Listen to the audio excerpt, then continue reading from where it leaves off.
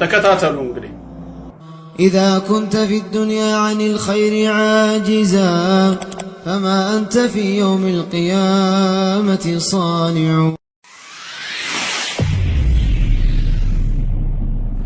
أعوذ بالله السميع العليم من الشيطان الرجيم. بسم الله الرحمن الرحيم. الحمد لله رب العالمين. الصلاة والسلام على رسول الله صلى الله عليه وسلم. السلام عليكم ورحمة الله وبركاته. ودنا يتكبراችሁ ሙስሊም ወንድሞቼና እህቶቼ እንደምን አደራችሁ እንደምን ዋላችሁ እንደምን አመሻችሁ አልহামዱሊላህ ረቢል ዓለሚን እኔ በጣም ደህና ነኝ ፈሊላሂ الحمد والمنة የተወሰነ ደቂቃ በዘገየም ያው በአላህ ፍቃድ ተገናኝተናል ክብርና ምስጋና ለዓለማቱ ጌታ ለአላህ የተገባ ይሁን አልহামዱሊላህ ረቢል ዓለሚን ኢንሻአላህ አላህ ፍቃዱ ከሆነ ዛሬ 25ቱ ለትዳር የተከለከሉ ሴቶች የሚለውን ነጥብ በአላህ ፍቃድ እንመለከተዋለን 25 ሲባል እንግዲህ ያው ቁጥሩ በዝቶባችሁ ይሆናል መጀመሪያ ላይ እዛው ፔጁ ላይ ሞክሩ በየ እንደጠየቅኳችሁ ብዙዎቻችሁ ከ6 እስከ 8 ነው የሞከራችሁት አንዲት እህት እስከ 16 ጠቅሳለች አላህ ይጨምርላችሁ ኢንሻአላህ እኔ ባወቅኩትና ባነበብኩት ልክ ደግሞ 25 ሴቶችን እጠቅስላችኋለሁ ማለት ነው ስተቶችም ካሉ በቀጣዩ ትምህርት ላይ እንዲታረሙ ይደረጋሉ ከሰው ስህተት አይጠፋም ረሱል አለይሂ ሰላቱ ወሰላም ኩሉ በኒ አደም خطاء وخير الخطائين التوابون كل بني آدم خطاؤون የአደም ልጆች በተቀላላ ሲበዛ ተሳሳቾች ናቸው ብዙ ስህተትን ይፈጽማሉ وخير الخطائين التوابون ከተሳሳቾች ሁሉ በላጩ ግን ስህተታቸውን አውቀው ወደ ሐቁ ወደ አላህ የሚመለሱ ናቸው እና ኢንሻአላህ ለትዳር የተከለከሉ እነዚህ 25 ሴቶች እነማን ናቸው ሚለውን ቀጥታ ወደ ገደለው ገብተን ከመጀመራችን በፊት ትዳር በእስልምና ምንድነው የሚለውን 1-3-4 ደቂቃ እንመልከት ትዳር በዲን الاسلام መሰረት አያቱ ሚን አያቲላሂ ዐዘ ወጀል ከጌታ አላህ ተአምራቶች ከአላህ ምልክቶች መካከል አንዱ ምልክት ነው ይሄንን አላህ በሱረቱ አር-ሩም ምዕራፍ 30 ቁጥር 21 ላይ በግልጽ ነግሮናል አዑዙ ቢላሂ ሚነሽ ሸይጣኒር ረጂም ومن آياته أن خلق لكم من أنفسكم أزواجا كملكتوچه مكاكل إلى الجيت الله كتأمراتوچه مكاكل أن خلق لكم من أنفسكم أزواجا كنفسوچاچو كراساچو كغوسوچاچو ሚስቶችን ለናንተ መፍጠሬ ነው አለ የጎደለውን ቦታ ከፊላችሁ ከፊሉን ያሟላ ዘንድ ከናንተው ከነፍሶቻችሁ ከጎሳዎቻችሁ ሚስቶችን ለናንተ መፍጠሬ ከተአምራቶቼ መካከል አንዱ ነው ደግሞም የትዳር አጋራችሁ ሚስት አድርጌ ብቻ ሳይሆን የሰጣኋችሁ ወጀዐለ በይነኩም መወደተን ወራህማ በመሐከላችሁ መዋደድንና መተዛዘንንም ማድረጌ ከመልእክቶቼ ነው ይላል ሱብሃንአላህ ጓደኛሞች በጓደኝነት ዓለም ተዋውቀው ሁለት ሙስሊም እህቶች ወይ ሁለት ሙስሊም ወንድሞች ልብ ለልብ ለመዋደድ ብዙ ጊዜ ነው የሚፈጅባቸው ተዋውቀው ተግባብተው ከልብ እስኪዋደዱ ድረስ ማለት ነው ባልና ሚስት ግን ከዚህ በፊት የማይተዋወቁ በቤተሰብ ወይ በጓደኛ ወይ በዘመድ በኩል ጥቆማ ተሰጥቶ በአንድ ሳምንት ውስጥ ስምም ይሆኑና ኒካህ ይታሰራል በተጋቡ ገና በአንድ ሳምንት ውስጥ ግን የሚስት ቤተሰቦች ለምሳሌ አባት እናቷ ይሄ ባልሽ ላንቺ አይሆንሽም ፍቺው ቢሏት ከፈለጋችሁ እናንተ ዘው ቅሩ እንጂ እኔ እሱን በፍጹም አልፈታውም ነው አንተም እንደዚሁ ፍታት ቢባል እምቢ ነው የሚለው።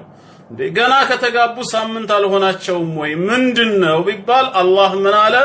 ወጀዐለ በይነኩም መወደተን ወረሕማ፣ በመካከላችሁ መዋደድን መተዛዘንን እኔ ነኝ ያደረኩት ይላል። ይሄን ያህል ፍቅር እኔ ልሙትልሽ ወይም እኔ ልሙትልህ አይነት መዋደድ አላህ በተጣማሪዎች በባልና ሚስት መሃል እኔ ነኝ ያደረኩት ነው የሚለው። ስንት ዓመት አብረው ኖረው ነው? ስንት ዓመት እንደው ቢግባቡና አንዱ ለሌላው ምን ያህል መስዋዕት ቢከፍል ነው እነዚህ አዲስ ተጋቢ ባልና ሚስቶች ይሄን ያህል የሚዋደዱት ቢባል የረጅም ዓመት ወይም የረጅም ጊዜ ልምድ ኖሯቸው ሳይሆን አላህ ያጣመራቸው ፍቅርና መዋደድንም እሱ ስለሰጣቸው ነው። ይህንን ማድረጌ ከተአምራቶቼ መገለጫ ውስጥ ነው ይላል። ስለዚህ ትዳር አየቱ ሚን አያቲላሂ ዐዘ ወጀል። ሌላው በተጨማሪ አሁንም ዘዋጅ ትዳር መመስረት የነቢያቶች ሁሉ ሱናና ፈለግ ነው። የባህል ተጽዕኖ አይደለም፣ ፍልስፍናዊ ውጤት አይደለም፣ ህገ መንግስታዊ ስርዓትም አይደለም።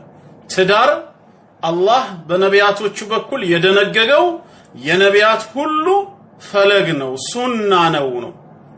ይህንንም በሱረቱ ራዕድ ምዕራፍ 13 ቁጥር 38 ላይ ወለቀድ አርሰልና ሩሱለን ሚን ቀብሊክ፣ ረሱል ዓለይሂ ሰላቱ ወሰላምን ምን ይላል? ካንተ በፊት ብዙ መልእክተኞችን መልእክተኛ አድርጌ ልኬያለሁ አለ። እነዚህን መልእክተኛና ነቢያትን ወደ ህዝቦቻቸው ስልካቸው ወጀዐልና ለሁም አዝዋጀን ወዙርያ፣ ለእነርሱም ሚስቶችንና ዝርያዎችን አበጅቻለሁ ይላል። አድርገንላቸዋል። ሚስትና ዝርያን አድርጌ ነው የላኩት ይላል። ትዳርን መስርተዋል። በቅዱስ ቁርአን ውስጥ ትዳር እንዳልመሰረተ ሚስት እንዳላገባ የተጠቀሰው ብቸኛ ነብይ የሕያ ዓለይሂ ሰላም ነው። ኢነሁ ካነ ሰይደን ወሐሱራ፣ የህዝቦቹ አለቃ መሪ ድንግልም ነበረ ይለዋል ቁርአን። ትዳርን ያልመሰረተ ነው የሕያ ዓለይሂ ሰላም። ስለዚህ ነቢያት በጠቅላላ ማለት እንችላለን አላህ የላካቸው መልእክተኞች በጠቅላላ አላህ ሚስትንና ዝርያን አድርጎላቸዋል። ይህንን ሱና መከተል ትዳርን መመስረት የነቢያት ሁሉ ሱና ነው። የረሱል ዓለይሂ ሰላቱ ወሰላምም እንደዚሁ ፈለግ ነው። በሐዲሳቸውም አስተምረውናል። ያ ማዕሸረ ሸባብ መን ኢስተጣዐ ሚንኩሙል ባአተ ፈልየተዘወጅ፣ እናንተ የወጣት ስብስቦች ወይ የትዳር ጣጣን ከመካከላችሁ የሚሸፍን ሰው ካለ በኢኮኖሚም ሆነ እሷን በስሜት አስተናግዳለሁ የሚል ፈልየተዘወጅ፣ ያግባን ያሉት ጊዜ ሳይሰጥ ቶሎ ያግባ። ፈኢነሁ አገዱ ሊልበሰሪ፣ አገዱ ሊልበሰር አይንን ይሰብርለታል፣ አይኑን እንዲሰብር ያግዘዋል፣ ሌላ ነገር አይመለከትም። ወአሕሰኑ ሊልፈርጂ፣ ለብልቱ ደግሞ ጋሻና መከታ ይሆነዋል፣ ሐራም ነገር ላይ አይወድቅም።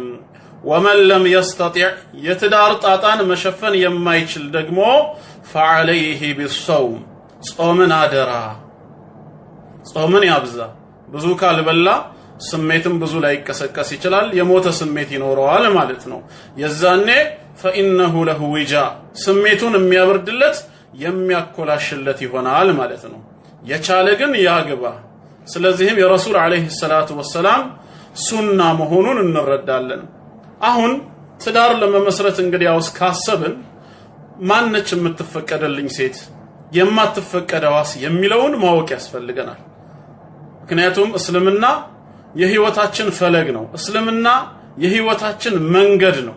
አጠቃላይ ሙሉ ህይወታችንን የምንመራበት ነው። ታዲያ ዲነል ኢስላም በዚህ ጉዳይ ላይ ምን ይላል? አንድ ሙስሊም ወንድ ምን አይነት ሴቶችን ነው ለማግባት የተከለከለው የሚለውን አላህ ፍቃዱ ከሆነ ይኸው አሁን እንጀምራለን ማለት ነው። ተከታተሉ። እንግዲህ ከፈለጋችሁ ማስታወሻ ትይዛላችሁ፣ ካልሆነም አላህ ፍቃዱ ሆኖ ኋላ ላይ ይሄው ቪዲዮ ፖስት ሲደረግ ተመልሳችሁ ታዳምጣላችሁ ማለት ነው። ከሴቶች መካከል ሙሐረማት የተደረጉ ለጋብቻ እርም የተደረጉ ሲባል ለሁለት ነው የሚከፈለው፣ ለሁለት ይከፈላል። አንደኛው ተሕሪምነቱ ክልክልነቱ ሙአበድ የሆነ ዘላለማዊ የሆነ ተብሎ ይጠራል። መቼም ይሁን መቼ በምንም አይነት ምክንያት ለጋብቻ የማይፈቀዱ የሆኑ ሴቶች አሉ ማለት ነው። ይህ አይነቱ ተሕሪም ምን ይባላል? ሙአበድ ዘላለማዊ ነው። ሁለተኛው አይነት ክልክልነት ደግሞ ሙአቀት ይባላል።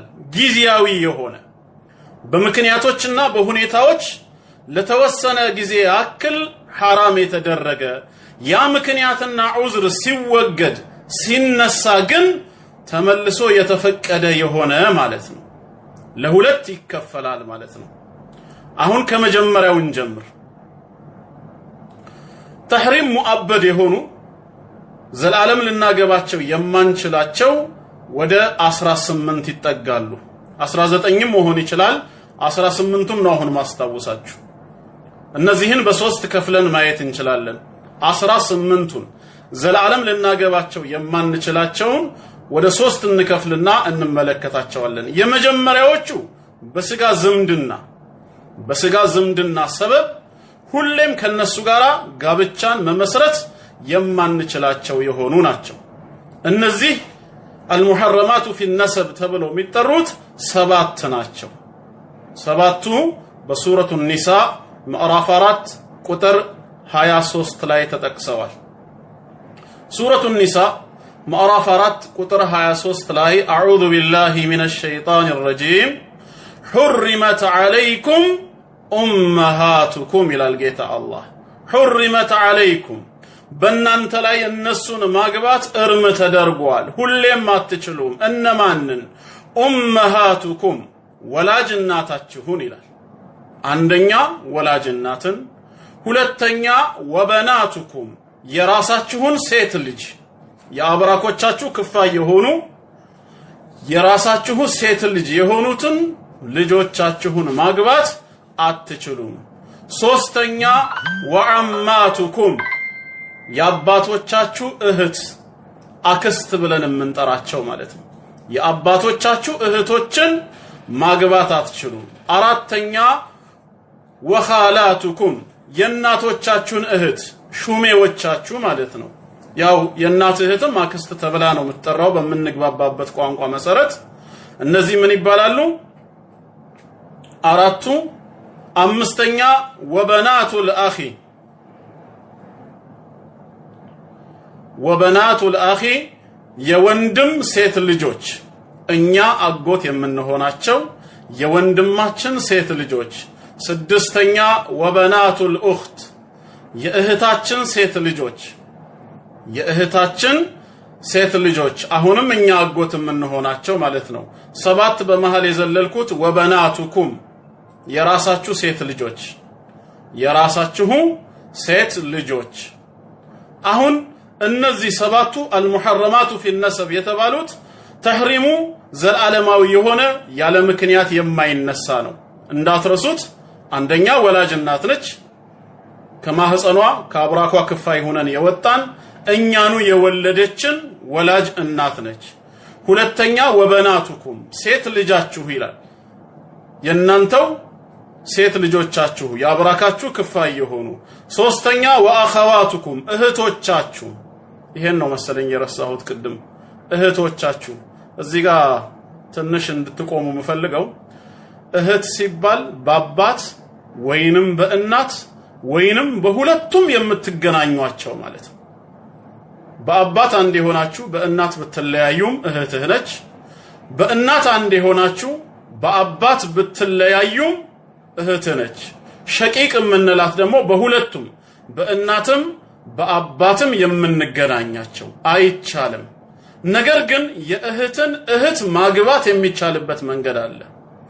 የእህትህን እህት አንተ ልታገባት ትችላለህ።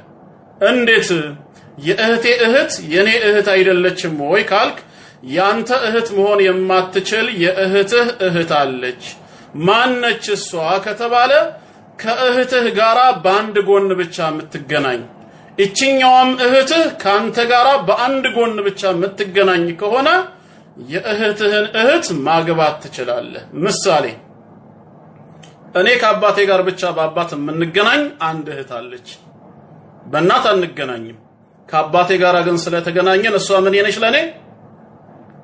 እህቴ ትባላለች። እቺ እህቴ ደግሞ ከእናት ብቻ የምትገናኛት ሌላ እህት አለቻት። ልክ እንደኔ በአባት ያልሆነ ነገር ግን ከእናት ብቻ የምትገናኛት ሌላ እህት አለቻት። አሁን ያቺ ሌላ እህት ተብላ የምትጠራው ለሷ በእናት ብቻ ትገናኛታለች። ለኔ ግን በምንም አንገናኝም። በአባት አንገናኝ፣ በእህት አንገናኝ። ስለዚህ ምን ማድረግ እችላለሁ? በአባት በኩል ብቻ የምገናኛት እህቴን የሷን እህት በእናት በኩል ብቻ የምትገናኛትን ማግባት እችላለሁ ማለት ነው። ሐሳቡ ገብቷችኋል? ግን ግልጽ ሆነላችሁ? መርሐባ። ስለዚህ አሁን ስንት ጠርተናል? ወላጅ እናት፣ የወለድናት ሴት ልጃችን፣ እህታችን 3፣ የአባታችን እህት አማ አመቴ የምንላት 4፣ የእናታችን እህት ኻለቲ ብላችሁ የምትጠሯት 5 አክስት ማለት ነው። 6ኛ ወበናቱል አኺ የወንድም ሴት ልጆች እናንተ አጎት የምትሆኗቸው ወይም አንቺ አክስት ልትሆኚ የምትችዩ ማለት ነው። ወደ ታች ሲቆጠር የወንድማችን ሴት ልጆች እኛ አጎት የምንሆናቸው 7 ወበናቱል ኡኽቲ የእህታችን ሴት ልጆች እነዚህ 7ቱ ምን ይሆናሉ? አልሙሐረማቱ ፊ ነሰብ። እሺ ሁለተኛው ደግሞ በጥቢ ሰበብ አሁንም ክልክል የሚሆኑ አሉ። በጥቢ ግንኙነት በመጥባት ሰበብ እነዚህም 7 ናቸው።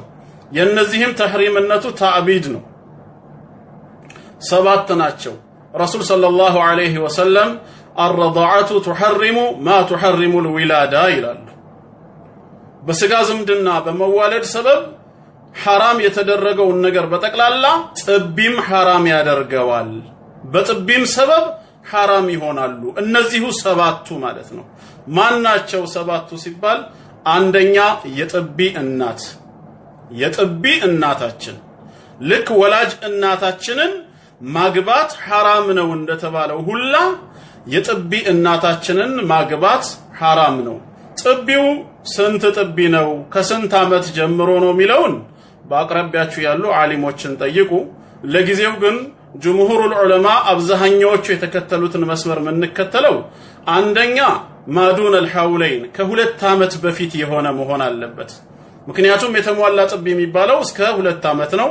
ጌታችን አላህ በቁርአኑ ምንድነው የሚለው? ወልዋሊዳቱ يرضعن أولادهن حولين كاملين ወላጅ እናቶች ልጆቻቸውን ሙሉ የሆነ ጥቢ ማጥባትን ከፈለጉ 2 ዓመት ሙሉ ያጥቡ ይላል።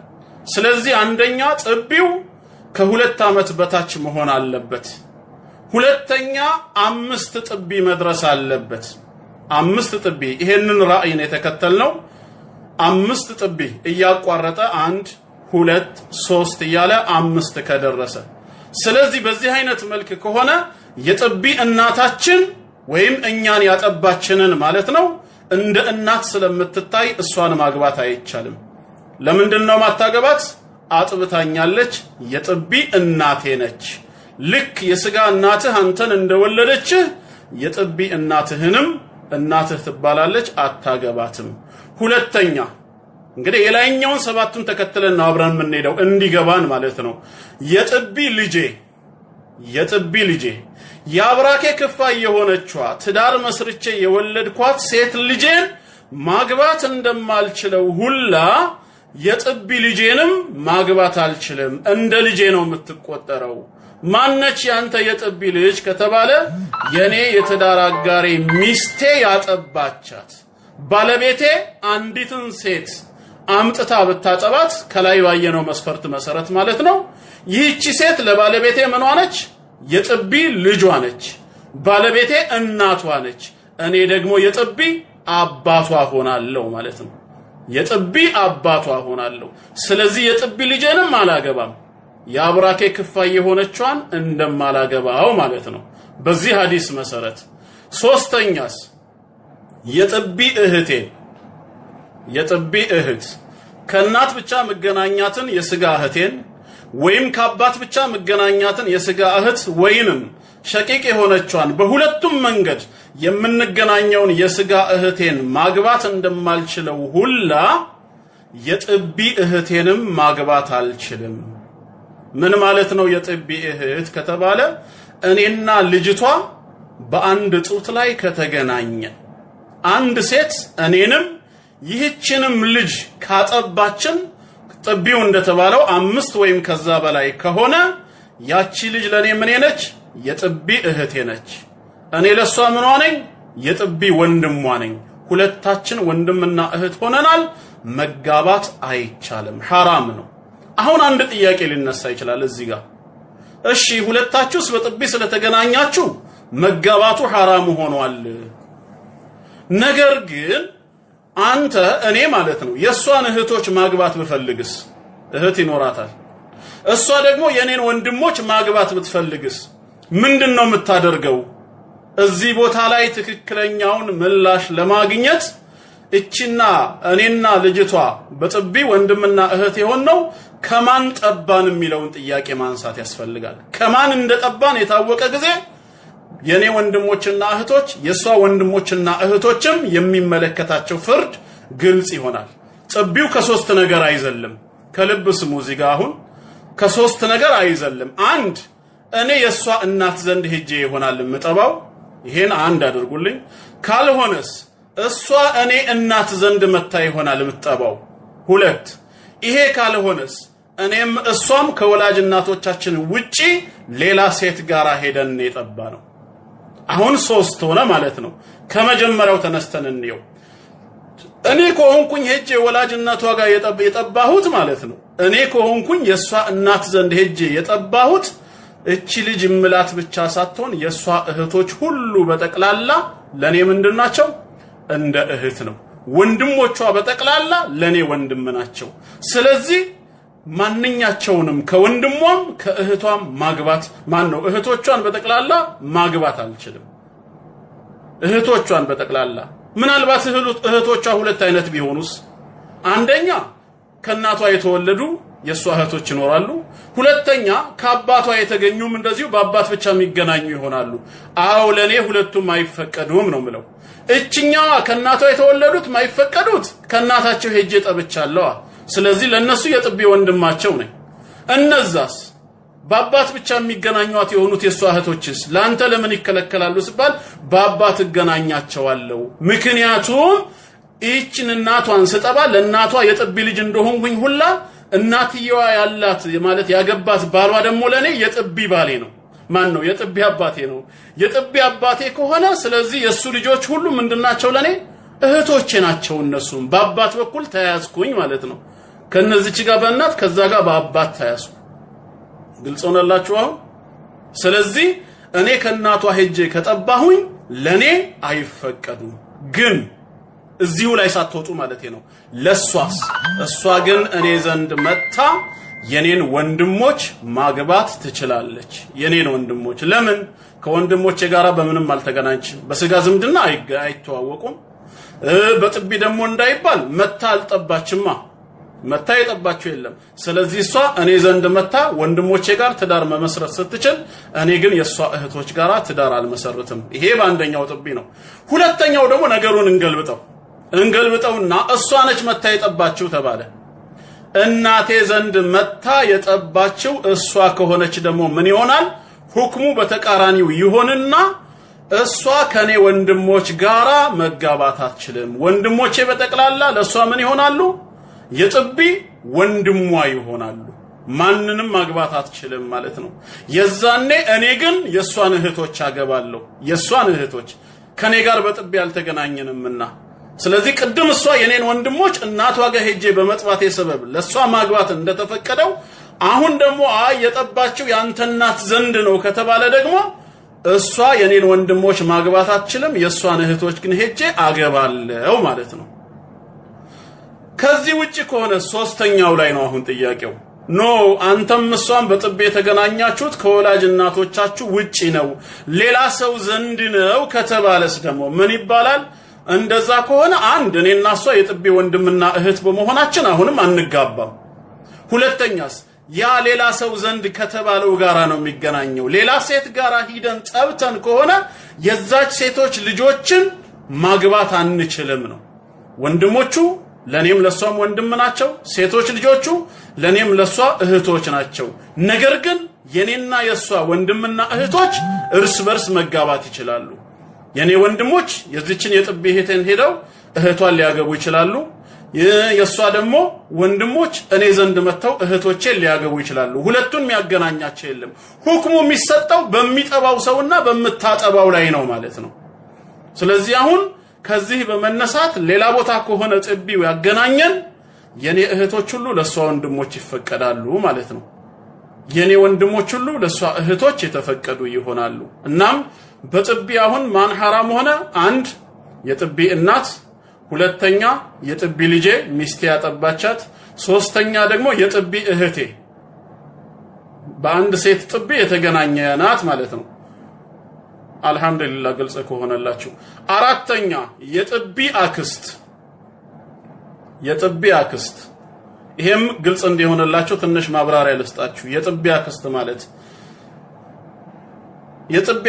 ማለት የጥቢ አባቴ እህት ማለት ነው። አንድ ሴት እኔን ካጠባችኝ እሷ ለኔ የጥቢ እናቴ ተብላ ትጠራለች። ባለቤቷ ለኔ ምኔ ነው? የጥቢ አባቴ ነው። የዚህች የጥቢ እናቴ ባለቤት ደግሞ እህት ይኖረዋል። እህት ለኔ ምንድነች ነው? ያቺ እህት አክስት ነች፣ የአባቴ እህት ነች። ልክ የስጋ አባቴ እህት አክስት እንደምትባለው ሁላ የጥቢ አባቴም እህት የጥቢ አክስት ትባላለች ማለት ነው። ሃናን ጀማል አልገባሽም? እሺ አንድ ጊዜ ብቻ ደግመዋለሁ፣ በደንብ አዳምጪ። የአባትሽ እህት ላንቺ አክስትሽ ነች። ግን በራሴው ምሳሌ ልስጥ። ያው አሁን حرام የተደረጉ ሴቶች ስላልኩኝ የአባቴ እህት ለኔ ምንድነች? አክስቴ ነች። አክስቴ ስለሆነች ምን አላደርግም ብያለሁ? ማግባት አይፈቀድም ብያለሁ። አሁንም እዚህ ጋር ደግሞ የጥቢ አክስት አለኝ። ምንድነው ሲባል ያጠባችኝ ሴት የጥቢ እናቴ ነች ተብሏል። ባለቤቷ ደግሞ የዛች ሴት ለኔ የጥቢ አባቴ ነው። ይሄ ባለቤቷ ደግሞ እህት ይኖረዋል። ስለዚህ እሱ ለኔ የጥቢ አባቴ ከሆነ የሱ እህት ደግሞ ምንድነች? ለኔ የጥቢ አክስት። የአባቴ እህት አክስቴ እንደሆነች ሁላ የስጋ አባቴ የጥቢ አባቴ እህቱ ደግሞ የጥቢ አክስት ነች ማለት ነው። ስለዚህ እሷም حرام ትሆናለች። እና ግልጽ ከሆነ በዚህ መልክ እሺ። በእናት በኩል ደግሞ አሁንም በእናት በኩል አንድ ሴት አንድን ሰው ካጠባች ያቺ ሴት ለዛ ሰው ምንድነች? አንድ ሴት አንድን ሰው ካጠባች የጥቢ እናት ነች አይደል የምትባለው? የጥቢ እናት ትባላለች። ስለዚህ ይቺ የጥቢ እናት እህት ይኖራታል። እህትየዋ ለዚህኛው አክስት ነች ለጠባው። በስም ምሳሌ ልስጣችሁ። እንደ አንዳንዶቻችሁ አልገባኝም እያላችሁ ነው። በስም ምሳሌ ልስጣችሁ። እኔ ከድጃ ዘንድ ሄጄ ጠባሁኝ። ከድጃ ምን ነች? ከድጃ ዘንድ ሄጄ ብጠባ ከድጃ ለኔ ምን ነች? የጥቢ እናቴ አይደለም? ከድጃ የጥቢ እናቴ ነች። ስለዚህ የከድጃ እህቶች ምንድናቸው ለኔ? የከድጃ እህቶች ለኔ ምንድናቸው? አክስቶቼ ናቸው።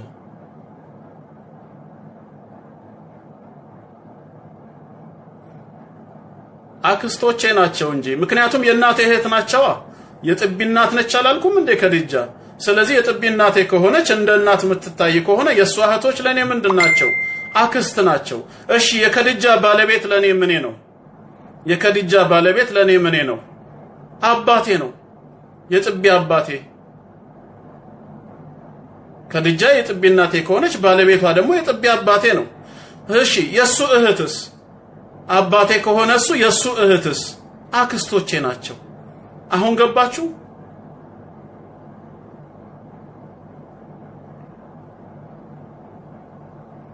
ገባችሁ? አሁን ልክ ከላይ ያለው በስጋ ዝምድና ሰባቱ እንደተከለከሉት ሁላ ጥቢም ላይ ሰባቱን መግለጽ ይቻላል ማለት ነው። በዛው በጥቢው መስመር ሄደን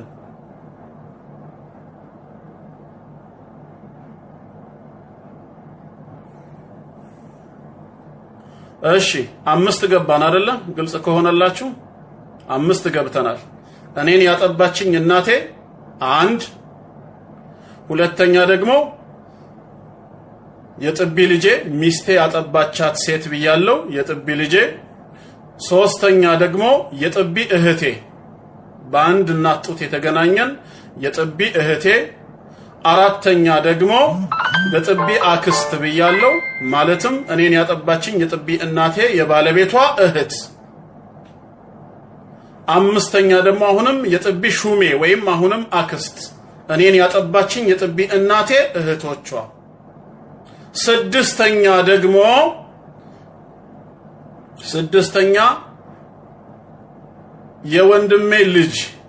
የወንድሜ ልጅ እኔ አጎት የምሆናቸው በስጋ ዝምድና ማለት ነው ለኔ حرام እንደሆኑ ሁላ በጥቢ ደግሞ የምንገናኛቸው ልጆች ማለት ነው። በጥቢ የምንገናኛቸው የወንድሜ ልጆች ምን ማለት ነው ሲባል ወንድሜ ልክ እንደዛው ወንድሜ ሚስቱ አንድን ሴት አምጥታ ብታጠባ ያቺ የጠባችዋ ሴት ለወንድሜ ምንድነች? የጥቢ ልጁ ነች አይደለም?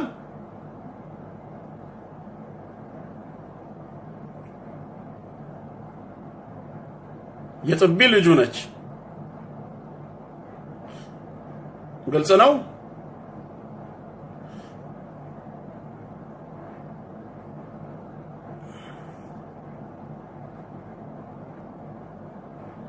አልሰማችሁኝም? ኦኬ ደርሷቸዋል። ስለዚህ ለወንድሜ የጥቢ ልጁ ከሆነች ለኔ ደግሞ የወንድሜ የጥቢ ልጆች ናቸው حرام ይሆናሉ ማለት ነው። ልክ እንደዛውም የእህቴ ሴት ልጆች እኔ አጎት መሆናቸው በስጋ የእህቴ ሴት ልጆች ለኔ حرام እንደሆኑ ሁላ በጥቢ ደግሞ የሚገናኙ የእህቴ ሴት ልጆች እህቴ በማጥባት ልጇ ያደረገቻቸው የጥቢ ልጅ ማለት ነው በማጥባት ልጇ ያደረገቻቸው እንደዚሁ حرام ይሆናሉ ማለት ነው። እኔ በጥቢ አጎታቸው ነኝ ከእህቴ ስለጠቡ ማለት ነው። አሁን በጥቢ የምንገናኛቸው 7ቱ በስጋ የምንገናኛቸው 7ቱ አንድ ላይ በድምር ስንት ይሆናሉ? 7 እና 7 ስንት ይሆናሉ?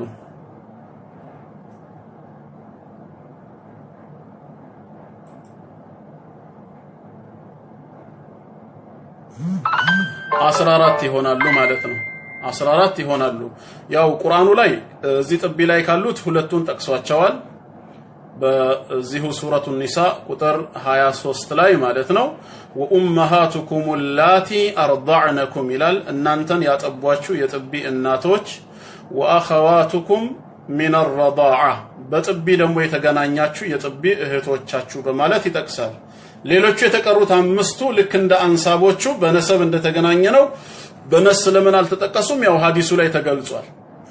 በጥቢ حرام የሚሆነው ሁሉ በስጋ ግንኙነት حرام የሆኑት 7ቱ ሁላ በጥቢም እንደዛው حرام ሊሆኑ እንደሚችሉ ጥቢ حرام እንደሚያደርግ ምን ያህል ጥቢ ምናምን ላላችሁት ያው ቅድም ስላሳለፍነው ወደ ኋላ እንመለስም። አሁን 14 ከሆነ ሶስተኛው ደግሞ በጋብቻ ምክንያት የሚመጣ ዝምድና አለ። በጋብቻ ምክንያት እነዚህ 4 ናቸው።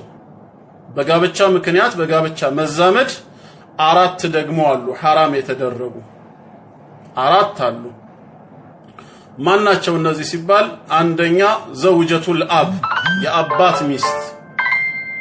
የአባት ሚስት ወላጅ አባቴ ሌላ ሴት አግብቶ ከሆነ የአባቴ ሚስት ለኔ እንደ እናት ነው የምትታየው። ምንም በስጋ ባትወልደኝም የአባቴ ሚስት በመሆኗ ሰበብ ምንድነች? ለኔ እናት ነች።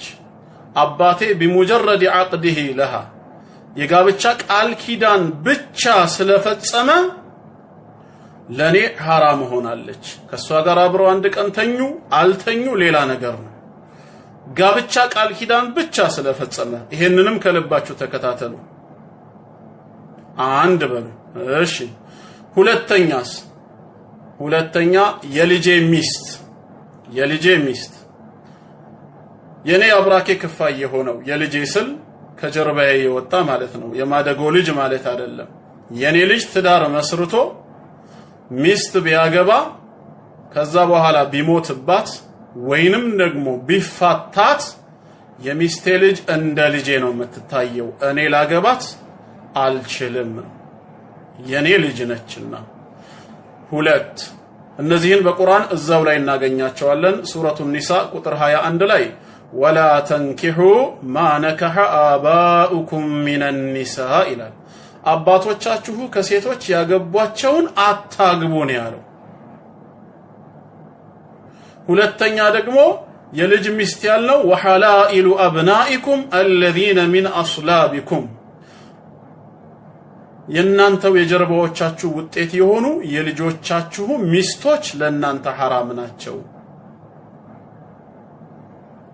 ልጆቻችሁ ቢፈቷቸው ወይ ቢሞቱባቸው እናንተ ልታገቡ አይገባም እንደ አባት ናችሁ ማለት ነው ሶስተኛ የሚስቴ ልጅ ወይ ከሚስት እናት እንጀምር መጀመሪያ የሚስቴን እናት ወኡመሃቱ ኒሳኢኩም የሚስቶቻችሁ እናት ይላል አንድን ሴት ትዳር ካሰርኩላት ካገባኋት የሷ እናት ለኔም ምንድነች እናት ነች ከዚች ሚስቴ ጋራ ብንፋታ እቺ ሚስቴ ብትሞትብኝ እናቷን ሄጄ ማግባት አልችልም ስላገባኋት ብቻ ነው ታዲያ አንድም ቀን ሳናድር በፈታት እንኳን ራሱ እናቷን ማግባት አልችልም ልክ ዋየርለስ ጋብቻ እንደሚባለው ማለት ነው እሷ አረብ ሀገር ነች እኔ ኢትዮጵያ ነኝ ያለሁት ተጋባን ከልጅቷ ጋር ግን አንድም ቀን አንድ ላይ ሳናሳልፍ በዛው ብንፋታ ወይ እሷ ብትሞትስ በቃ እናቷን ላግባ ማለት አልችልም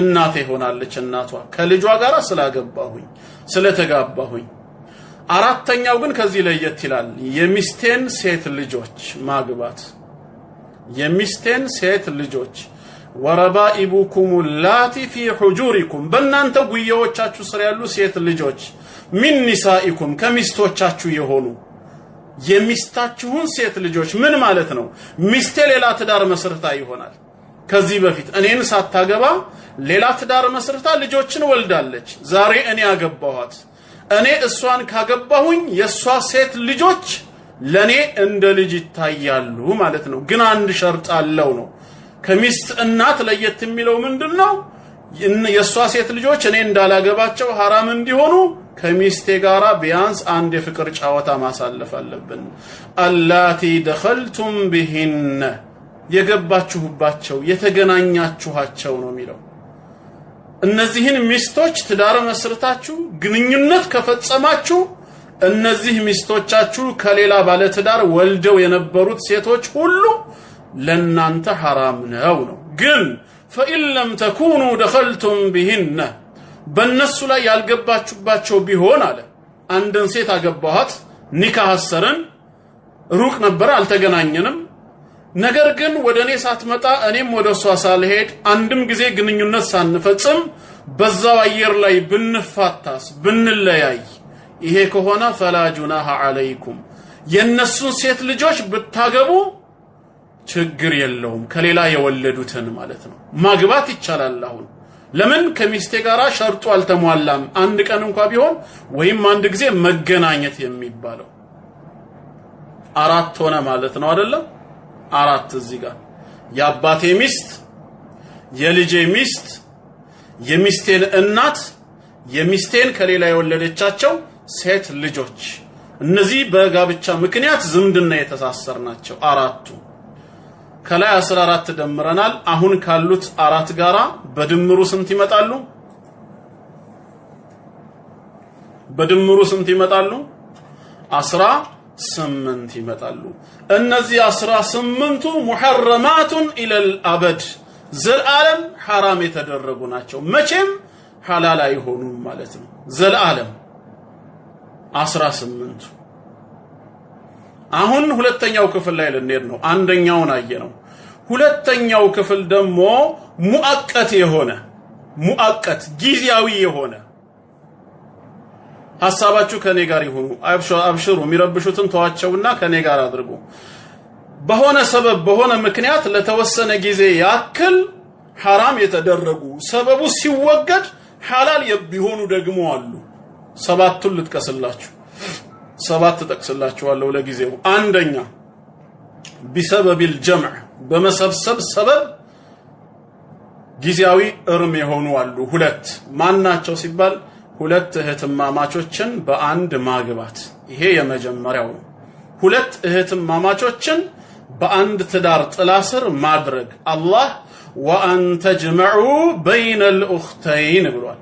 ሁለት እህትማማቾችን ሸቂቅም ይሁኑ በአባት ብቻ የሚገናኙ በእናትም ብቻ የሚገናኙ ሁለቱ ባጭሩ የሥጋ እህትማማች ከሆኑ እኔ በአንድ ላይ ላገባቸው አልችልም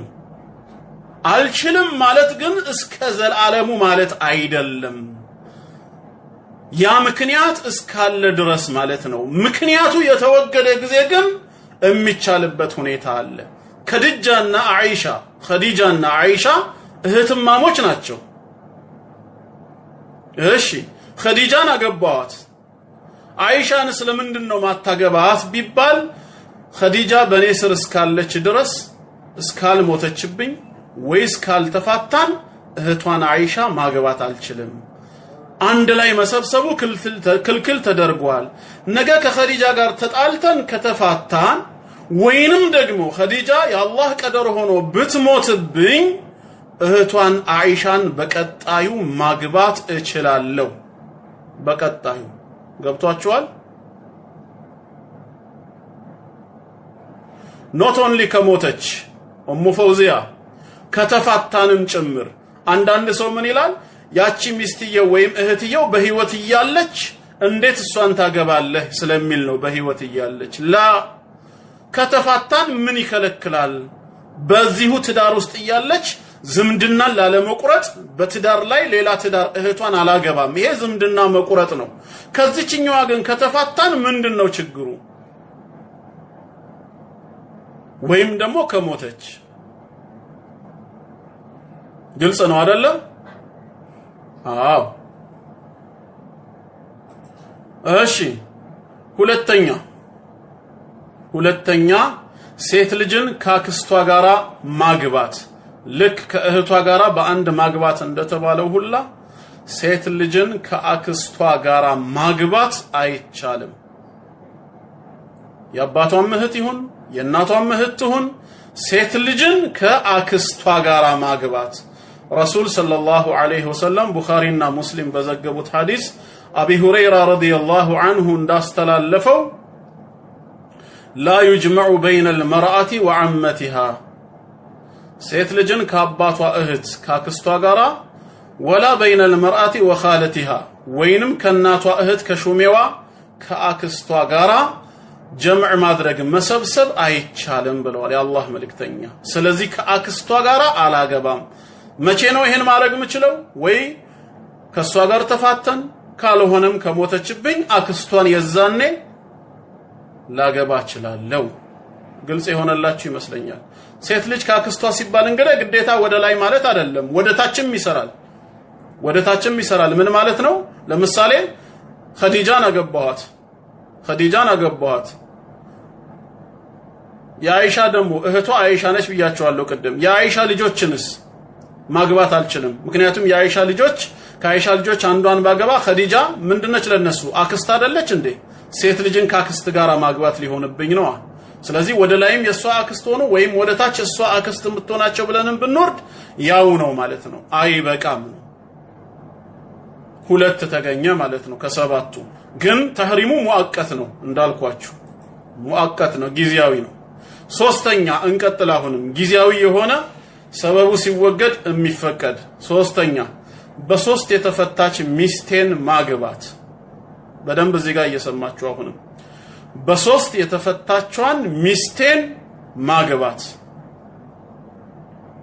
ፍቺ በእስላም ሸሪዓ ሁላችንም እንደምናውቀው ረጅዒ የሆነ መመለስ የሚቻለው ሁለት ጊዜ ብቻ ነው አይደለም?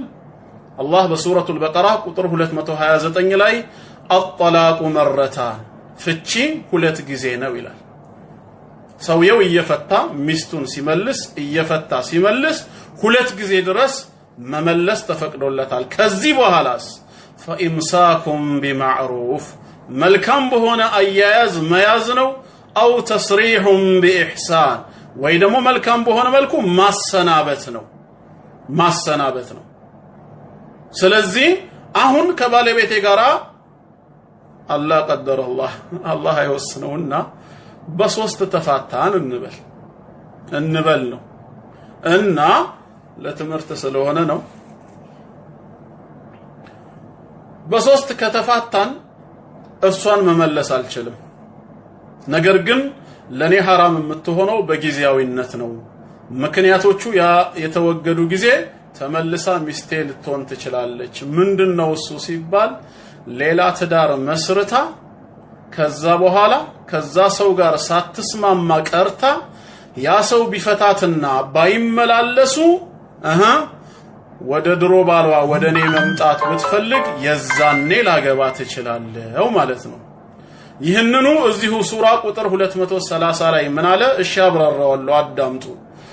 فإن طلقها በሶስተኛው ከፈታት ፍቺው ሶስት ከሞላ فلا تحل له ለሷ አትፈቀድለትም ሊያገባት من بعد ከዚህ በኋላ አትፈቀድለትም حتى تنكح زوجا غيره ይህች ሚስቱ ሌላ ባልን እስክታገባ ድረስ ሌላ ባል አግብታ فإن طلقها ይሄ ያገባችው ሌላኛው ባሏ ቢፈታት ግን فلا جناح عليهما በሷና በድሮ ባሏ ወይም በእኔ ማለት ነው አሁን እንደ ምሳሌው መሰረት ኃጢያት የለባቸውም አይተራጃዓ ሊማለሱዋል መመላለስን ቢያደርጉ ወይም ደግሞ ወደ ድሮ ባሏ ወደ እኔ ብትመለስ ያኛው ባሏ ከፈታት ችግር የለም ነው ያለው። አሁን ምንድን ነበር ማለት ነው እዚህ ጋር ምክንያቱ በሶስት የተፈታቿን ሚስቴን ወደ እኔ እንዳትመለስ ያደረጋት ሌላ አላገባችም።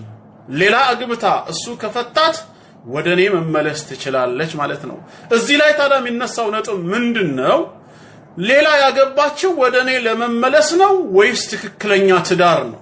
ረሱል ሰለላሁ ዐለይሂ ወሰለም ሙሐለል የሚያደርጉትና ሙሐለል ሐላል የሚደረግለትን ተራግመዋል። ኒካህ ሙሐለል በሸሪዓችን አይቻልም። ከባለቤቴ ጋራ በሶስት ከተፋታን እየመለስኳት ፍቺው ሶስት ከደረሰ በአንድ ሶስት ፈታሁሽ ሚለውን አይደለም እዚህ ጋር መጠቅስላችሁ። እሱን ዑለሞቻችሁን ጠይቁ። ኺላፍ ያለበት መስአላ ነው። በአንድ ጠልቃ በአንድ ፍቺ በሶስት ሚስቱን የፈታ ሰው እንደ አንድ ነው የሚቆጠረው ወይስ እንደ ሶስት ሚለው ለዑለማዎቹ የሚተው ነው። እኔ ምነግራችሁ አሁን ጠላቅ ረጅዒ በሆነ መልኩ ነው። ሚስቴን እየፈታሁ መልሻት በሶስተኛው ከፈታኋት ምንድነው የምታደርገው? ዒዳዋን ትቆጥራለች። እኔ ልመልሳት አልችልም። ከዛስ ዒዳዋን ቆጥራ ከጨረሰች በኋላ ህጋዊ የሆነ ሌላ ትዳር ነው ማሰር ያለባት።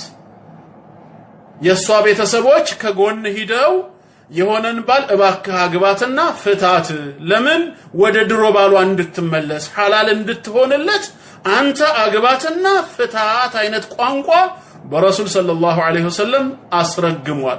እንደውም ዑመር ኢብኑ አልኸጣብ ረዲየላሁ ዐንሁ እገላቸው ወግራቸው ነበር ነው ያለው። ይሄንን የሚሰሩ ሰዎችን ማለት ነው። ኖ የተፈለገው ህጋዊ ጋብቻ ነው። እሷም ዝም ብላ ሄዳ ሌላ ባል ጋር ገብታ ኒካህ እንዳሰረች ተመልሳ ዝም ብላ እንድትመጣ አይደለም። ያኛውም እንዲፈታት አይደለም። ህጋዊ ጋብቻ አንድ ይሄን ያዙ። ሁለተኛስ ያኛው ባሏ ከፈታት የተባለው ራሱ ቢሙጀረድ ዐቅዲህ አይደለም። የጋብቻ ቃል ኪዳን ካሰረላት በኋላ አይደለም። ረሱል ሰለላሁ ዐለይሂ ወሰለም በሐዲስ እንደተናገሩት حتى يذوق عسيلتك أو كما قال صلى الله عليه وسلم ያንቺን ማር እስኪቀምሰው ድረስ አንቺም የሱን ማር እስክትቀምሺ ድረስ ነው ያሉት። بمعنى الجماع እስክትገናኙ ነው። ህጋዊ ትዳር መስርታ የስጋ ግንኙነት እስኪፈጽሙ ነው። ከዚህ በኋላስ ተዋደው በሰላም ከኖሩም ማሻአላህ ይባላል። ካልተግባቡስ ከተፋቱ ችግር ከተፈጠረ ከዛ በዚህ ፍቺዋ የዒዳ ጊዜዋን ቆጥራ እሱ ካልመለሳትና የዒዳ ጊዜዋ ካለቀ አሁን አዲስ ትዳር ልትመሰርት ነው ወይ ከፈለገች ከሱ ጋር፣ ካልሆነስ የድሮ ባሌ አንተው ትሻለኛለህ ካለች ወደኔ ትመለሳለች። ሐላል ሆናለች። በሶስት ፈትቻት ነበር አሁን ለኔ ሐላል ሆነች ማለት ነው። ሌላ ባል ህጋዊ ባል አገባች፣ ግብረ ስጋ ግንኙነት ፈጽመዋል በሐዲስ እንደተቀመጠው። ከዚህ በኋላ ባለመግባባት ምክንያት ተፋቱ ማለት ነው። ስለዚህ ወደ ድሮ ባሏ መመለስ ትችላለች ማለት ነው። ህጋዊ በሆነ መንገድ አግብቶ ነው የፈታትና ህገ ወጥ አይደለም። ይሄንን ነው እንግዲህ የተረዳሁት እኔ። ስንት ሆነ ማለት ነው አሁን? 3 ነው 4? 3 በሉ እንግዲህ። ሁለት እህትማማቾችን በአንድ መሰብሰብ፣ ሴት ልጅ ካክስቷ ጋር መሰብሰብ፣ ሁለት በ3 የተፈታችን ሴት እንደዚሁ መመለስ 3። አራተኛ ደግሞ ሌላው አምስተኛይቷን ሴት ማግባት። አምስተኛይቷን ሴት ማግባት አሁንም ተህሪሙ ሙአቀት ነው ለኔ፣ ጊዜያዊ ነው፣ ዘላለማዊ ሐራምነት የለውም። ሰበቡ ሲወገድ ማግባት ይቻላል። ምንድነው እሱ ሲባል በስሬ 4 ሴቶች አሉኝ፣ ከ4 በላይ አይፈቀድም አይደለ? አላህም በቁርአኑ እንደተናገረው ፈንኪሑ ማ ጣበ ለኩም ሚነ ኒሳኢ መትና ወثلاث ወሩባዕ፣ ከሴቶችም ለናንተ የተዋበላችሁን 2 3 4 አግቡ ብሏል። 4 ላይ መቆም እንዳለበት ረሱል ሰለላሁ ዐለይሂ ወሰለም በሐዲሳቸው ተናግረዋል። አንዱ ሙሽሪክ በሰለመ ጊዜ ስሙን ለጊዜው ረስቸው ነው 10 ሴቶች ነበሩት። የአላህ መልእክተኛም اختر منهن 4 ከነሱ ውስጥ ምረጥ ነው ያሉት።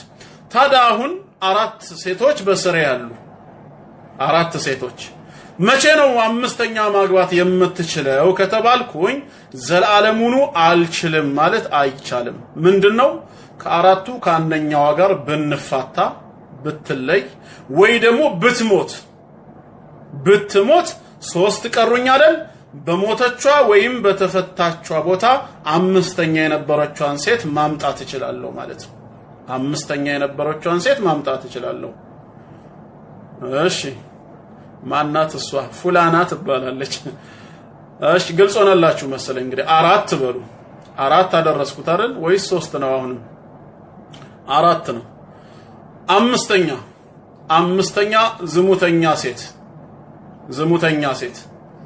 ዝሙተኛን ሴት ተውበት ሳታደርግ ማግባት አይቻልም። ሱረቱ ኑር ቁጥር 3 ላይ አላህ ተናግሯል። ያው ሁለት ተፍሲር ነው ያለው። አዛኒ ላ ينكح الا زانيه او مشركه፣ ዝሙተኛ የሆነ ወንድ ዝሙተኛይቷን ሴት ወይ በአላህ አጋሪቷን ሴት እንጂ አያገባም። ወዛኒየቱ ላ ينكحها الا زان او مشرك፣ ዝሙተኛይቷ ሴትም እንደዚሁ ዝሙተኛ የሆነውን ወንድ ወይም ሙሽሪኩን እንጂ አታገባም። وحرم ذلك على المؤمنين፣ በመእመናን ላይ ይሄ ተግባር ሐራም ሆኗል ይላል። አንደኛው ተፍሲሩ እዚህ ጋር ላ ينكح ማለት አይ ላ يجامعها አይገናኛትም ማለት ነው ብለው ፈስረውታል። ዝሙተኛ የሆነ ወንድ መሰሉ ቢጤውን የሆነቿን ዝሙተኛይቷን ሴት ወይ ሙሽሪኳን፣ ያው ሙሽሪኮች ዚና ሐራም ነው ብለው ስለማይመለከቱ ማለት ነው፣ እንደሱ ቢጤዎቹን ፈልጎ ካልሆነ በቀር አማኛን አያገኛትም። ዝሙተኛይቷም ሴት እንደሷ ዝሙተኛ የሆነ ወንድ ወይ ሙሽሪኩ ጋራ ካልሆነ በቀር ማንንም ይሄንን ተግባር ቢፈጽም የለም ብለውም ተፈስሯል። አላኩል ይሃል ወላሁ አዕለሙ ቢሰዋብ። በዚህኛው መስመር በጋብቻው ከሄድን ዝሙተኛ የሆነች ሴት ተውበት እስክታደርግ ማግባት አይቻልም። ከዝሙት ተግባሯ ትክክለኛ ተውበት ካረገች ማለትም በስራዋ ተጸጽታ ካሁን በኋላ ወደዚህ ህይወት ላትመለስ ቃል ገብታ ተውበት አድርጋ ከተመለሰች እንደገና ደግሞ ማህፀኗ ከጠራ ማለትም አንድ ኃይል እስክታይ መጠበቅ አለባት። ጽንስ ተትቷል ወይስ አልተተወም የሚለውን ለማጣራት ማህፀኗ ከጠራ በኋላ ማግባት ይቻላል። ሼክ መሐመድ ቢን ኢብራሂም ረሂመሁላህ فتاوى الجامعة للمرأة المسلمة በሚለው ላይ ጁዝእ 2 ገጽ 584 ላይ ስለዚህ ጉዳይ ተጠይቋል። አን ሁክሚ الزواج بالزانية፣ ዝሙተኛ የሆነችን ሴት ማግባት እንዴት ነው ተብለው ሲጠየቁ لا يجوز الزواج من الزانية حتى تتوب ይላሉ። ተውበት እስክታደርግ ድረስ ዝሙተኛን ሴት ማግባት አይቻልም። ስለዚህ ሰውየው ሊያገባት ከፈለገ وإذا أراد الرجل أن يتزوجها፣ እሷን ሊያገባት ከፈለገ ሰውየው وجب عليه أن يستبرأها بحيدة، ቢያንስ አንድ ሀይድ እስክታይ ድረስ ማህፀኗን ሊያጠራ ግድ ነው። ሀይድ ትመልከት፣ ጽንስ አለመያዟ ማለት ነው። ኒካህ ከማሰሩ በፊት ነው። ከዛ ተውበት ካደረገች ከማህፀን ከጠራች ማግባት ይቻላል ማለት ነው። እሺ ስንት ገባን አሁን? 5። ስድስተኛ ደግሞ በትዳር ያሉ ጥብቅ ሴቶችን ማግባት አይቻልም። በትዳር ላይ ያለች ጥብቅ ሴትን አንተ ልታገባት አትችልም በትዳሯ ላይ ሌላ ትዳር መመስረት አይፈቀድልህምና ማለት ነው እሷም حرام ነው ቁርአንም እንደተናገረው በዚሁ ሱረቱ ኒሳ ቁጥር 24 ላይ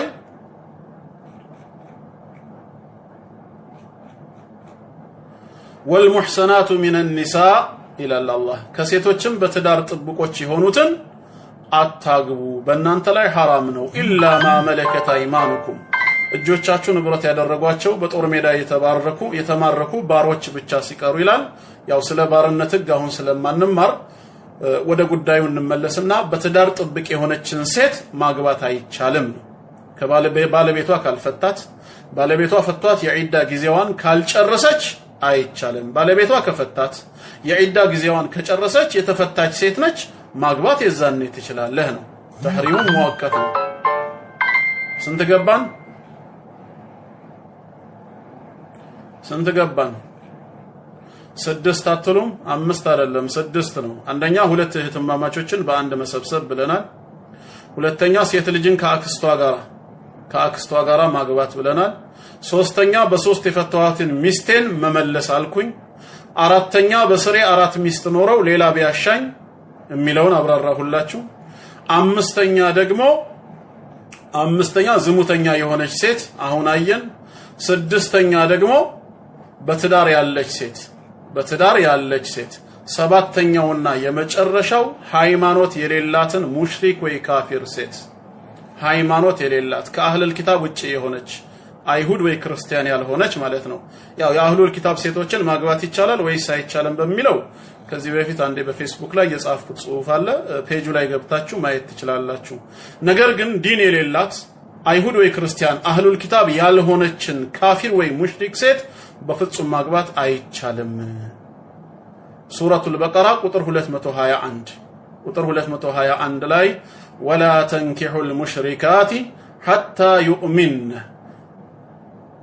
ሙሽሪክ በአላህ አጋሪ የሆኑ ሴቶችን እስኪያምኑ ድረስ አታግቧቸው ወደ እስልምና ካልመጡ ማግባት አይቻልም ወላ አመቱን ሙእሚነቱን ባሪያ የሆነችዋ በጌታዋ ያመነች ሙእሚን ሴት خير من مشركة በአላህ ከምታጋራው 10 እጥፍ እሷ ትሻላለች ምንም ወለው አዕጀበትኩም መልኳም ሌላ ነገሯም ቢደንቃችሁ ባሪያይቷ ትሻላችኋለች ምክንያቱም እነሱ ወደ ጀሃነም ሲጣሩ አላህ ወደ ጀነት ወደ ረህመት ይጣራል ማለት ነው እነዚህ ሰባቱ ተህሪም ሙአቀት የሆነ ነው አሁን ሰባቱ ከ18ቱ ጋር ሲደመሩ ስንት ይሆናሉ 7 እና 18 አላህ ባገራው መልኩ 25 ይሞላሉ ለዛሬ ላስታውሳችሁ የፈለኩት እነዚህን 25ቱን ነው ማለት ነው አሁን ጠቅለል ለማድረግ አንድ 3 ነጥቦችን ልጠቁማችሁ 18ቱ ከላይ ያየናቸው በስጋ ዝምድና ወይ በጥቢ ሰበብ ወይም በጋብቻ መዛመድ ሰበብ ክልክልነታቸው የታወጀው 18ቱ እነሱም ለኛ ሐሪም ይሆናሉ እኛም ለነሱ መህረም መሆን እንችላለን መህረማቸው መሆን እንችላለን ዘላለም ምን አይደለም ማለት ነው ለጋብቻ ያልተፈቀዱ ናቸው አሁን ያየናቸው ሰባቱ ግን ተህሪሙ ሙአቀት ስለሆነ ጊዜያዊ ስለሆነ ዛሬ حرام የተደረገው ነገ ሐላል ስለሚደረግ መህረም መሆን አንችልም ታዲያ ይሄ ምን ትምህርት ያስተምረናል የሚስት እህት ጋራ አብረው የሚሆኑ ሰዎች እዚህ ቦታ ላይ እኔ ከባለቤቴ እህት ጋራ በአንድ ቤት አብረን መሆን አንችልም ከባለቤቴ እህት ጋራ ከሰዎች ማግለል አንችልም ለምን የባለቤቴ እህት ማለት ያንተ እህት ማለት አይደለች ወይ ማግባት አይፈቀድልህም አይደለ ወይ ስለዚህ ማግባት ካልተፈቀደለ አንተ መህረም ለሷ መሆን ትችላለህ የሚል ሰው ካለ ነገሩ እንደዛ አይደለም የባለቤቴን እህት ማግባት ያልተፈቀደልኝ ተህሪሙ ሙአቀት ነው ጊዜያዊ ነው ሙአበድ አይደለም አንተ እንዳልከውማ ከሆነ ታዲያ ለምን አንተ ከኔ ሚስት ጋር ለምን ለብቻችሁ አትገለልም እለዋለሁ ለምን የኔን ሚስት ይዘህ ለምንድነው ይዛት ማትዞረው እንዴ አይቻልም እኔማ መህረሙ አይደለሁም ይላል አይደል ልታገባት ትችላለህ ወይ እለዋለሁ ባለቤቴ አይችልም በኔ ትዳር ሰምናች ስለዚህ ባለቤቴ ልታገባት ካልቻልክ መህረም ሆነሃል ባንተ ተርጓሚ መሰረት እኔ ላገባት ስላልቻልኩኝ የባለቤቴን እህት መህረሟ ነህ ካልከኝ አንተም ለኔ ባለቤት መህረም ልትሆን ነው ባለቤቴን ማግባት ስለማትችል አያስኬድም ነው ስለዚህ ተህሪሙ ሙአቀት ስለሆነ አንድ ሰው ሚስት ቢኖረው የሚስቱ እህት ላንተ አጅነቢ ነች አሁንም መህረም አይደለችም ለብቻ ማግለል አትችሉም ግልጽ ነው ይሄን ነጥብ አንድ እንድትይዙልኝ ነው የገባችሁ ይመስለኛል ኢንሻአላህ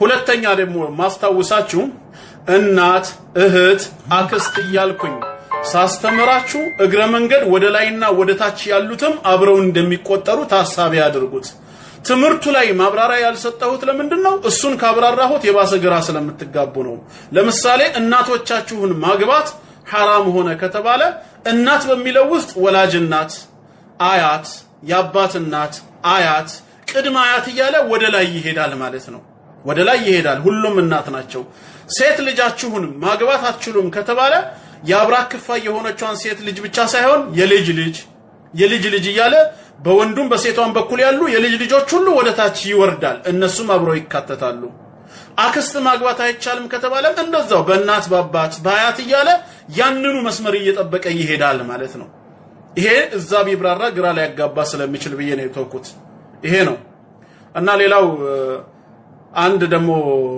ያዳመጥኩትና ያሳቀኝ ላካፍላችሁ አንዱ ጠይቆ ነው ዶክተር ዑስማን አልኸሚስን حفظه ወራአ አንዱ ጠየቃቸው ወንድ ልጅ ዒዳ ይቆጥራል ወይ አለ እሷ ዒዳዋን ከጨረሰች ይያሉ ሲያስተምሩ መጨረሻ ላይ ምን ብሎ ጠየቃቸው አንዱ ወንድ ልጅ ዒዳ ይቆጥራል ወይ ብሎ ሲጠይቃቸው አዎ ሶስት ቦታ ላይ እኮ እሱም ዒዳ ይቆጥራል አሉት እየሰማችሁ ከሆነ ለማግባት ማለት ነው ልክ እሷ ዒዳ ትቆጥራ እንደተባለው ሶስት ቦታ ላይ ዒዳ ይቆጥራል ምን ላይ ብሎ ሲጠይቅ አንደኛ الجمع بين الاختين ሁለት እህትማማቾችን ማግባት ያሰበ ጊዜ ምክንያቱም ሁለት እህትማማቾችን በአንድ ትዳር መሰብሰብ አይችልም ስለዚህ ከድጃ ላገባኋት ነው መጀመሪያ ላይ ከዛ በኋላ እህቷን ላገባ ፈልጊያለሁ ግን ከከድጃ ጋር አልተስማማንምና ተጣላን ፈታኋት አሁን ኸዲጃን እንደፈታኋት እህቷን አይሻን ሄጄ ማግባት አልችልም ለሽ ኸዲጃን መመለስ ይችላልው ገና በስሬ ነች ስለዚህ ምን መሆን አለበት ኸዲጃ ዒዳዋን ቆጥራ እስክትጨርስ እኔም መጠበቅ አለብኝ ስለዚህ ሶስት ሀይድ እስክታይ ኸዲጃ ስትቆጥር ዒዳ እኔም ያው አይሻን ያሰብኳት ነው ነገር ግን እሷ ዒዳዋን እስክትጨርስ በሪ አብረህ ዒዳ እየቆጠርክ ነው ብለው ያው ሶስቱን ምሳሌ ሰጡት አንድ አይነት ስለሆነ በአንዱ ልንገራችሁ ብዬ ነው anyway والله اعلم بالصواب ትክክለኛ እውነት ያለው በአላህና በቃሉ ዘንድ ነው አላህ ወፍቆኝ እውነትን ከተናገርኩ ከአላህ ተውፊቅ ነው ካልሆነ ከነፍስዬ የኔው ጅህልናና የሸይጣን ጉትጎታ ነው አላህና መልእክተኛው ከኔ ስተት የጸዱ ናቸው ደጋግማችሁ አዳምጡት በዚህ ግን ተርኪዝ አድርጋችሁ ሌላ ሰው እንዳታስተምሩ ኡስታዞቻችሁን ጠይቁ ዓሊሞችንም ፈትዋ ጠይቁ ያንን ትረዳላችሁ ጀዛኩሙላሁ ኸይረል ጀዛ والسلام عليكم ورحمة الله وبركاته ይቅርታ ግን ከሰላምታው በኋላ የረሳሁት ነገር አለ ምናልባት አሁንም በደንብ ግልጽ ያልሆነላችሁ ካላችሁ ይሄ ቪዲዮ ነው በጽሁፍም አዘጋጀዋለሁ ብዬ ተስፋ አረጋለሁ ኢንሻአላህ ነገ ከነጎዳ በደንብ ተዘጋጅቶ ይለቀቃል በፒዲኤፍ ሆኖ ስታነቡት ግልጽ ሊሆንላችሁ ይችላል እና ኤኒዌይ 25ቱን እንዳትረሱ ሰባት በስጋ ዝምድና ምንገናኛቸው ሴቶች አሉ ወላጅ እናታችን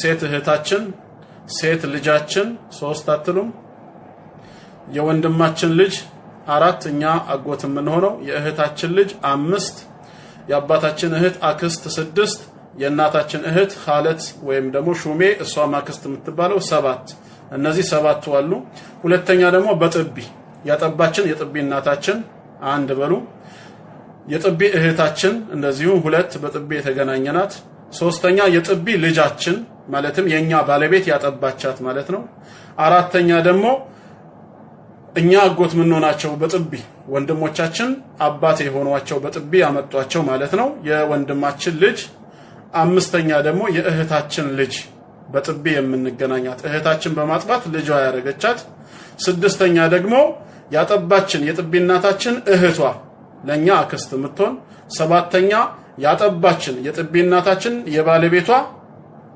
እህት ማለት ነው እሱ የጥቢ አባታችን ስለሆነ የሱ እህት ለኛም አክስት ነች በጥቢ የምንገናኛት እነዚህ 7 እዛም 7 14 ይሆናሉ ሶስተኛው ደግሞ በጋብቻ ምክንያት ዝምድና የፈጠርናቸው አራቱ የአባት ሚስት የልጃችን ሚስት የወንድ ልጃችን ማለት ነው የሚስታችን እናት እንዲሁም የሚስታችን ከሌላ የወለደችው ሴት ልጅ የወለደቻቸው አራቱ ከነዚህ ጋር 22 ይሆናሉ ማነው 18 ይሆናሉ 18ቱ ተህሪሙ ሙአበድ ነው ማለት ነው እኛ መህረም ነው የቀረው ሰባቱ ማናቸው ሙአቀት የተባሉት ሲባል ሁለት ሴቶችን በአንድ መሰብሰብ እህትማሞች ሴት ልጅ ከአክስቷ ጋራ በአባቷም ይሁን በእናቷ የምትገናኛት አክስቷ ጋራ በአንድ መሰብሰብ ሁለት ትላላችሁ ሶስተኛ በሶስት የተፈታችን ሴት ወደ ባሏ ለመመለስ አራተኛ አራት ሚስት ያገባ ሰው ሌላ መጨመር ቢፈልግ እንዴት ነው የሚሆነው የሚለው አምስተኛ ዝሙተኛ ሴት ተውበት እስክታደርግ